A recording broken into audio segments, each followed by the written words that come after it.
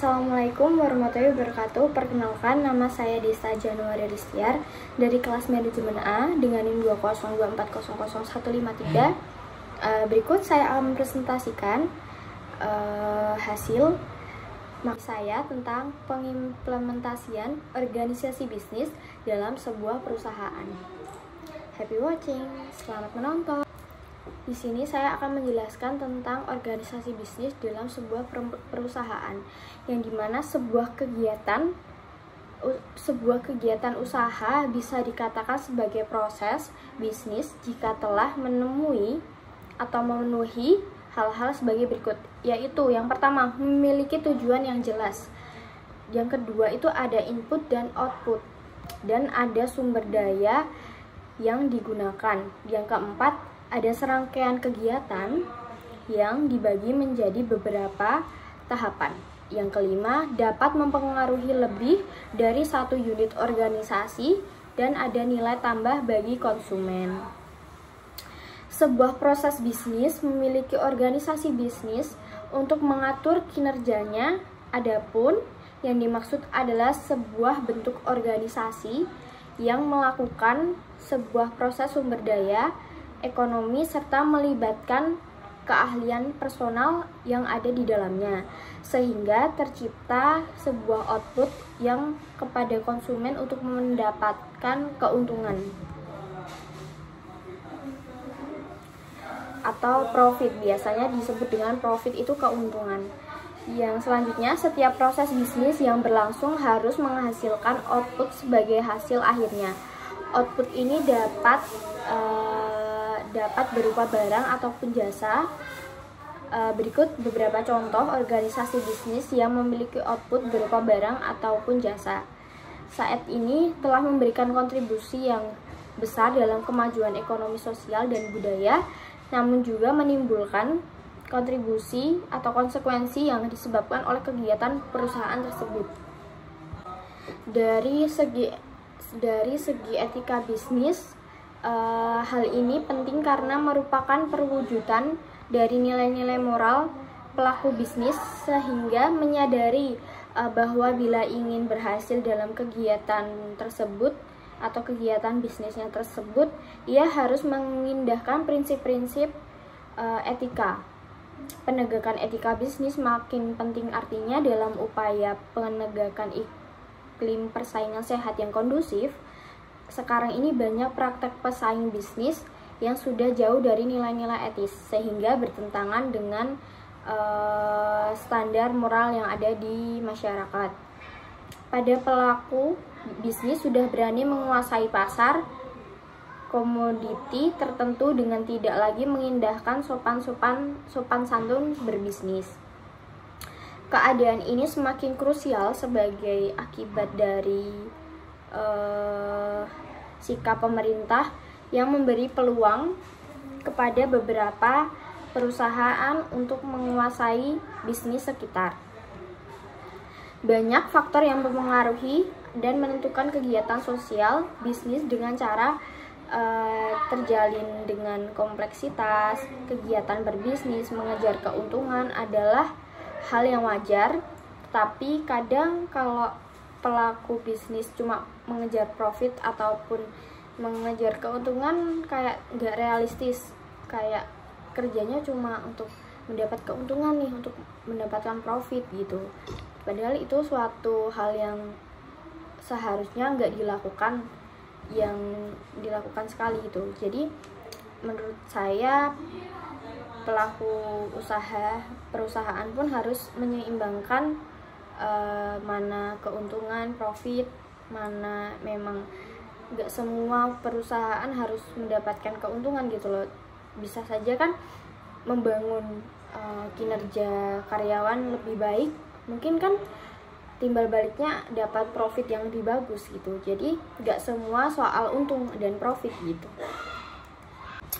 Berikut pengertian organisasi bisnis menurut KBBI adalah organisasi bisnis adalah organisasi yang bergerak di bidang ekonomi yang bertujuan untuk memperoleh keuntungan ataupun profit tadi yang sudah dijelaskan.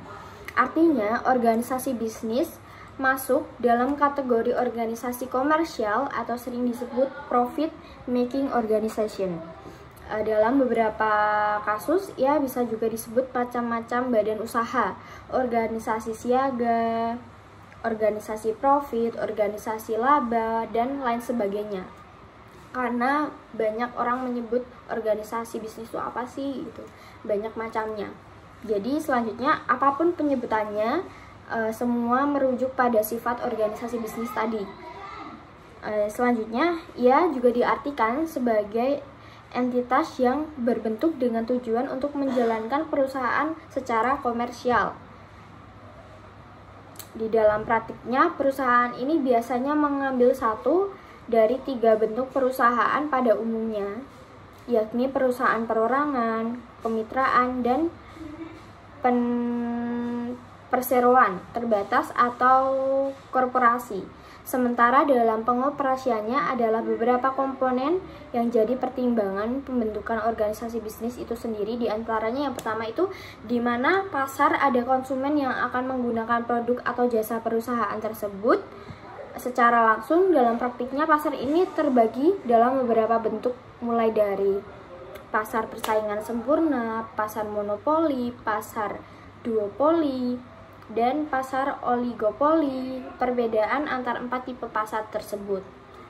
Yang kedua, berkaitan dengan perusahaan dan komponen yang berkaitan dengannya, mulai dari manajemen perusahaan, sisi fungsional, pabrik, sumber daya manusia, keuangan, operasi, dan lain-lain. Untuk manajemen dalam perusahaan terdiri dari beberapa level, mulai dari tingkat bawah sampai menengah ke atas. Yang ketiga adalah komponen eksternal, di mana akan ada kondisi di mana gerak organisasi perusahaan tidak bisa dikendalikan lagi oleh pasar dan internal perusahaan. Faktornya ada banyak sekali. Yang pertama itu biasanya ekonomi, politik, lingkungan, sosial, dan lain sebagainya. Ataupun bisa jasa juga bermasalah. Yang berikutnya adalah tentang landasan hukum untuk organisasi bisnis di perusahaan. Yang pertama itu ada firma atau FA dan persekutuan komanditer CV diatur dalam KUHD. Yang kedua ada perseroan terbatas diatur dalam Undang-Undang Nomor 40 Tahun 2007. Yang ketiga koperasi diatur dalam UU Nomor 25 Tahun 1992. Yang keempat perusahaan umum dan perusahaan perseroan diatur dalam UU Nomor 9 Tahun 1969. Yang kelima Undang-Undang Nomor 40 Tahun 2007 tentang perseroan terbatas. Yang keenam, PP Nomor 15 Tahun 2009 tentang pajak penghasilan. Yang ketujuh, Undang-Undang Nomor 32 Tahun 2007 tentang perdagangan berjangka komoditi. Yang ke-8, Undang-Undang Nomor 33 dan 34 Tahun 1964 tentang asuransi kecelakaan jasara harja. Yang ke-9 sendiri ada Undang-Undang Nomor 5 Tahun 2007 tentang penahanan modal asing. Yang ke-10 Undang-Undang Nomor 6 Tahun 1968 tentang penanaman modal dalam negeri. Yang ke-11 ada Undang-Undang Nomor 19 Tahun 2003 tentang badan usaha milik negara. Terus yang kedua ini pengertian etika bisnis. Apa sih etika bisnis? Jadi etika bisnis itu adalah bahasa dari Yunani kuno yang artinya cikos atau berarti timbul atau kebiasaan. Menurut Wahyu dan Ostaria tahun 2006 adalah cabang utama filsafat yang mempelajari nilai dan atau kualitas. Etika mencakup analisis dan penerapan konsep seperti benar, salah, baik, buruk, tanggung jawab, analisis, kewajiban, moral, dan ilmu yang berkenan tentang yang buruk dan tentang hak dan kewajiban moral. Etika adalah bidang ilmu yang bersifat normatif karena ia berperan menemukan apa yang dilakukan atau tidak boleh dilakukan oleh seseorang individu dari hasil analisis Bertens 2004.06. Disimpulkan bahwa etika memiliki 3 posisi. Yang pertama sebagai sistem nilai. yang kedua sebagai kode etik, yang ketiga filsafat moral. Selanjutnya, pengertian bisnis menurut Griffin Ebert 2008 IT4. Bisnis adalah organisasi yang menyediakan barang ataupun jasa untuk dijual dengan maksud agar mempermudah mendapatkan laba. Menurut Sukirno tahun 2010, bisnis adalah kegiatan untuk memperoleh keuntungan. Semua orang atau individu maupun kelompok melakukan kegiatan bisnis pastinya untuk mencari keuntungan agar kebutuhan hidupnya terpenuhi. Tidak ada orang yang melakukan bisnis untuk mencari kerugian pastinya. Pasti semua orang di sini pengen cari bisnis itu untuk mendapatkan profit atau keuntungan. Gak ada orang-orang di sini mau dapat kerugian gitu. Karena buat apa kita berbisnis? Buat mendapatkan uang, profit, kinerja yang baik gitu. Etika bisnis terhadap perusahaan sendiri.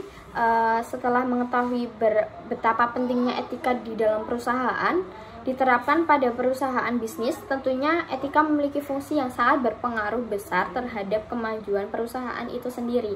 Yang permasalahannya, etika bisnis yang terjadi di perusahaan bervariasi antara fungsi perusahaan yang satu dan fungsi perusahaan lainnya. Hal ini terjadi karena operasi perusahaan sangat terspesialisasi dalam berbagai bidang profesi, sehingga setiap fungsi perusahaan cenderung memiliki masalah etika tersendiri.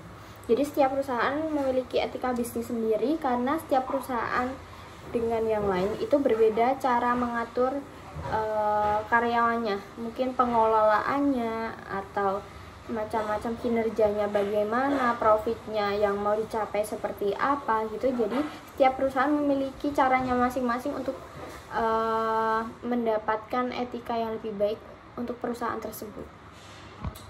Berikut, di dalam persaingan dunia usaha yang sangat ketat ini, etika bisnis dalam perusahaan merupakan sebuah harga mati yang tidak dapat ditawar lagi. Dalam zaman keterbukaan dan luasnya informasi saat ini, baik buruknya sebuah usaha, sebuah perusahaan yang akan menawarkan profit walaupun pasti mendapatkan kerugian.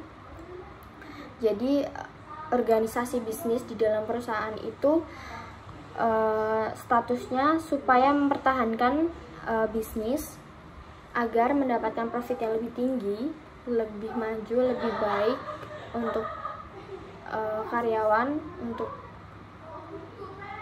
sekitar masyarakat.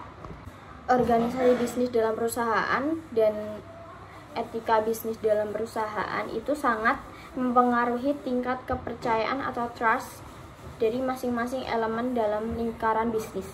Pemasok, supplier, perusahaan, atau konsumen adalah elemen yang saling mempengaruhi.